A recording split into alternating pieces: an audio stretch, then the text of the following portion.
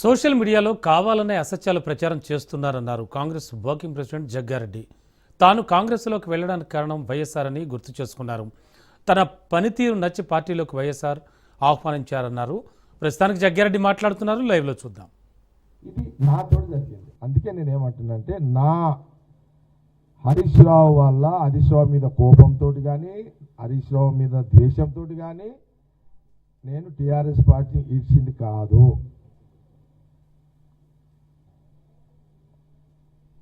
నేను రాజశేఖర్ రెడ్డి గారు నన్ను నచ్చి నన్ను ఆహ్వానించి నాకు ఈ రెండు ఇస్తున్నందుకు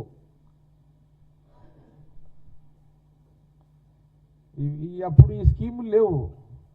ఏది ఇవన్నీ ఇప్పుడు నడుస్తున్నాయి కదా. ఏది నా భూమి అప్పటికేది అంత కొత్తగా మనం అంత యంగులు ఉన్నాము, జోషులు ఉన్నాము. మా దగ్గర పి రామచంద్ర రెడ్డి సార్ గొప్ప లీడర్. మా దగ్గర పి రామచంద్ర రెడ్డి గారు అని మంచి లీడరు, స్ట్రాంగ్ లీడర్ కాంగ్రెస్. మా దగ్గర ఇద్దరు, భాగారెడ్డి గారు తర్వాత పి రామచంద్ర రెడ్డి గారు. ఇవన్నీ పెద్ద తోపులు. ఇవన్నీ ఆ తోపులకి వచ్చినోడు ఈ తోపే, అంత తోపులలో ఆల్బై. కాబట్టి నేనేమంటున్నానంటే ఆ రోజులల్లో అంత అట్లా కమిట్మెంటు. ముఖ్యమంత్రి రాజశేఖర రెడ్డి గారు ఒక మాట, ఆయన మాటకి ఎట్లా అంటే అది అప్పటికే ఉందిగా మార్కెట్లో.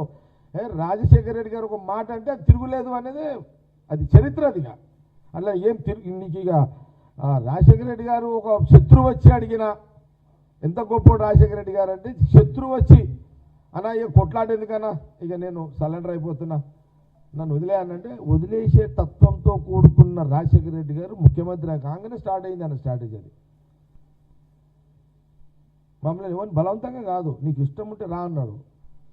ఈ విషయాలు చెప్పిండు, వెళ్ళిపోయినా. అందుకే మళ్ళీ చెప్తున్నాను, ఎక్కడ కూడా నేను అక్కడి నుంచి వచ్చింది హరీష్ రావు మీద కోపము కాదు, కేసీఆర్ మీద ఉన్న కోపము కాదు.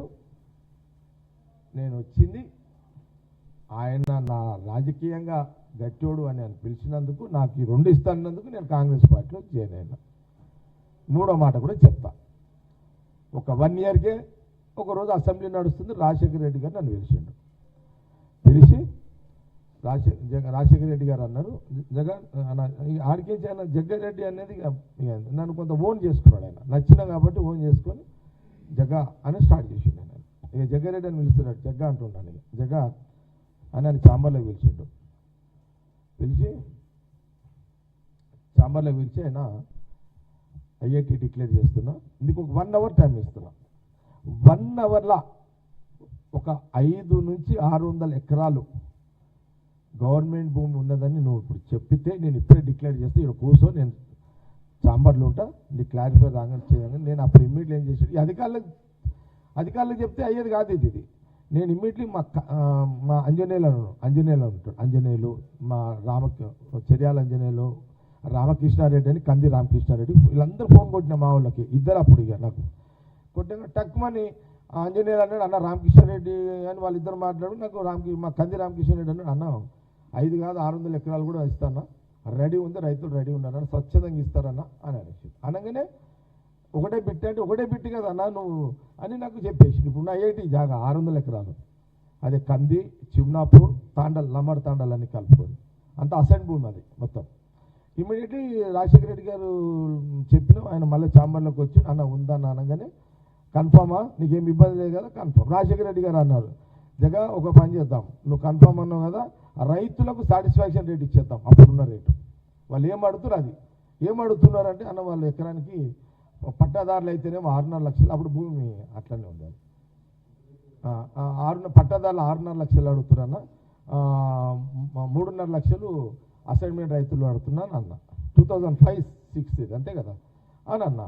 అనగానే ఆయన ఏమన్నాడు తెలుసా, జగ ఇది ఇక డన్ ఇదిగా అనుకుంటే ఆయన ఏం చేసింది తెలుసా, ఇలాంటి ఆయన అప్పుడే అన్నాడు నాకు తోడు, జగ ఒక పని చేస్తా, ఈ 3.5 లక్షలకి ఎకరాకి ఇచ్చుకుంటూ వాళ్ళకు 100 గజాల జాగిస్తాము, జాగిచ్చుకుంటూ ఆ జాగని అది డెవలప్ అవుతుంది కదా, అయినప్పుడు ఫ్రీ ప్లాట్ కింద ఇస్తాం కదా మనము, దాన్ని అమ్ముకునే ఒక రైట్స్ కూడా క్యాబినెట్లో పాస్ చేసి ఇస్తాను ఆయన.